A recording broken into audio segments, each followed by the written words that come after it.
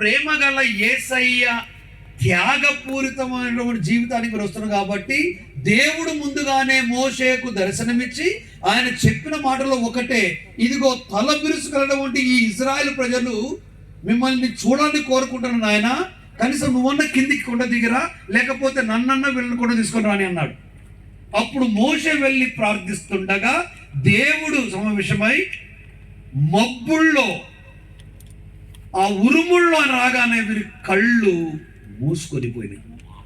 మేము దేవుణ్ణి చూడలేము, చూసే అర్హత కూడా మాకు లేదు, నిన్ను చూస్తే దేవుని చూసినట్టే కనుక అయ్యా నీవే దేవుడితో మాట్లాడి మాకు రక్షణ తీసుకురా.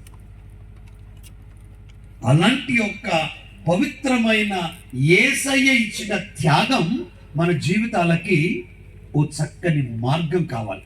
అందుకే ప్రేమ అనగానే చాలా మంది ఏదేదో మాట్లాడేస్తారు. ఇవన్నీ పదాలు బాగానే ఉంటాయి, కానీ నిజమని తెలుసుకోవాలా, ఆయన ఎందుకు ఇంత ప్రేమ నా మీద. ఇక్కడ సిలువ చేశారు నాన్న మీరు, చాలా బాగుంది.